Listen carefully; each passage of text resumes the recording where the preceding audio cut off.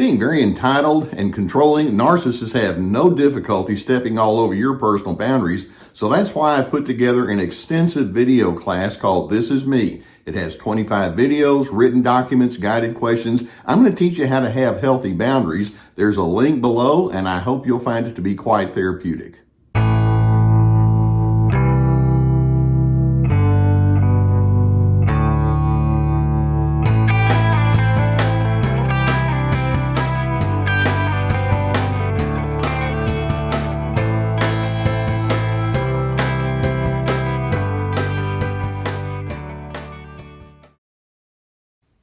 I want to talk with you today about a concept that's most necessary for us as we try to understand narcissists and their inappropriate influences over you, and that's the topic of shame. One of the things we know is that narcissists enter into their adult years running away from the potential for shame. They have a deep history of competitive thinking, lots of thought that says, if I do something wrong and if people find out about it, this is not going to work out well for me at all. And so they have a deep fear of facing anything that might be shameful. And so what they do is they turn around and they put shame onto you as a way of getting away from their own shame. So let's see if we can get a good understanding of what we're talking about when we discuss that topic. Now, a lead question that we'll have is it ever appropriate to experience shame? Now, you'll hear some individuals say, no, shame is what it means is you're completely trying to destroy another person's character. And sure enough, many people can think of it that way. But put me down as a yes. Yes, there are times when you need to have a sense of shame. Shame is a feeling of humiliation or a lack of worthiness that's associated with some very wrong and damaging behaviors or attitudes. In other words, something that very, very wrong has gone on. And I zero in on certain exaggerated behaviors. For example, let's suppose that someone has had a long history of being deceptive and completely dishonest to a great deal of detriment toward other individuals. And then when it's exposed, they need to have some sense of shame about it. Or perhaps that person has been very abusive in awful ways toward other individuals, especially involving innocent people. That requires or warrants a sense of shame. Or if there's some strongly destructive or demeaning behavior toward other individuals where you crush other individuals for your own personal gain, sometimes behaviors can be so wrong and so exaggerated that a sense of shame can be warranted. We need to have a sense of right and wrong that's going to keep us in balance with the people and events and circumstances around. Now, as you can imagine, shame is one of those emotions that can be very easily misappropriated and mismanaged. And when we're talking about shame of a unhealthy kind of way, we're talking about rendering a person as completely and permanently worthless. And that's not what I'm talking about when I talk about reasonable shame. Or when we have an exaggerated understanding of shame, it means that we go beyond just focusing on the right versus wrong behavior, but we say that a person's character is so awful that it's completely beyond any kind of redemption, and we turn that person into a total outcast. Basically, when we talk about shame in an inappropriate way, we encourage self-loathing, and so obviously that's not what I'm trying to get people towards. And so we can say that there are moments when shame can have a proper function, but there are many times where it can be exaggerated in a gross kind of direction. Let's see if we can make a distinction. You have guilt that we can experience on the inside, and guilt, sure enough, is focusing on right versus wrong behavior. And it's something that's essential for us to realize. Sometimes I have done wrongly, and I need to acknowledge that. Then you have shame, which takes it even beyond just the behavior, and it takes you into the world of character. Sometimes a person who's experiencing shame may need to ask, what is it in my character that makes me so susceptible to very, very wrong and inappropriate behavior? And so there are times when that guilt and then sometimes the stronger sense of shame can be necessary and warranted. But then we have what I would refer to as core shame. And that's what I refer to when shame has become so distorted, so strong, and so exaggerated that it leads to great and gross inappropriate ways of thinking about individuals. And that's where narcissists are. It's important for us to understand that they came into the adult years not knowing how to manage shame. Narcissists were heavily exposed to judgment and condescension. There's the list. There's the people that are on the high end and there are those on the low end, and they desperately want to run away from any kind of shame that would be associated with having some frailty on the inside.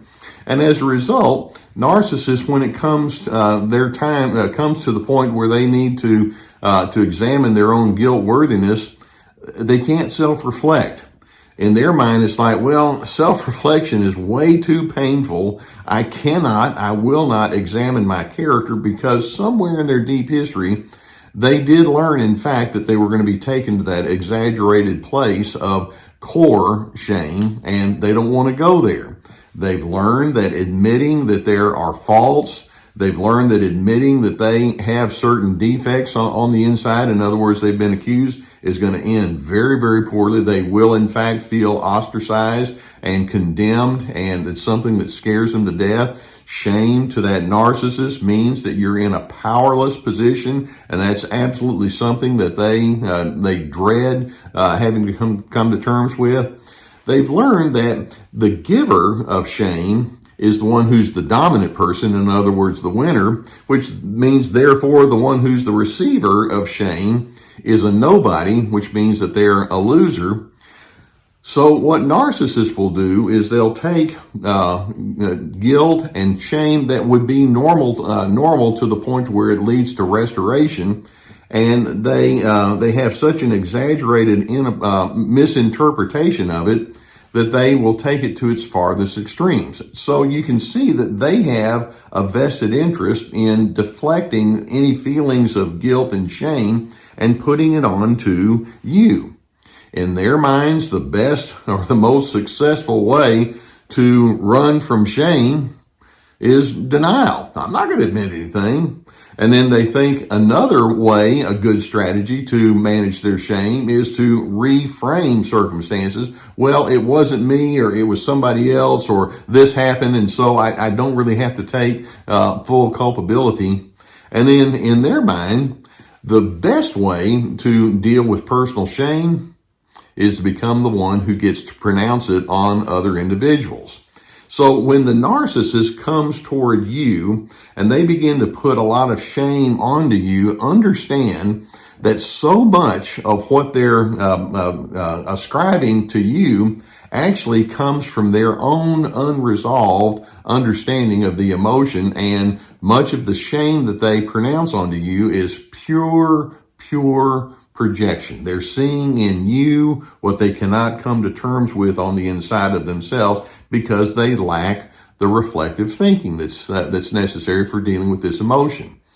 So when a narcissist says, "You'll never be enough," what they're doing is they're projecting their own inner thought. "I'm never going to be enough." No, but it's actually you. Or when they imply, "You just can't do anything right. There's something really, really bad about you." And they want you to feel awful. It's a projection of their own unfinished business that says, "Well, I've learned that I can't please the key people in my life." But the problem, of course, is you. I'm just going to put it onto you. Or when they see characteristics in you that may be wrong, or that they just don't like, it's inconvenient, they think, "Well, I hate your deficiencies. I hate your differences," when in fact what they're really struggling with is their own internal emptiness and their own deficiencies and their own despising of being exposed as being inadequate. Narcissists have never learned what I refer to as descriptive thinking. We can examine a person's behaviors and attitudes and mistakes and wrongs, and we can say, "Let's break this down. Let's see if we can get an understanding of the nuances and what was going into this and where you were going and what you were hoping to accomplish." They can't do that. They're very black and white, and they're completely immersed into judgmental thinking only. They have failed to come to terms with the fundamental question, am I ever going to be good enough?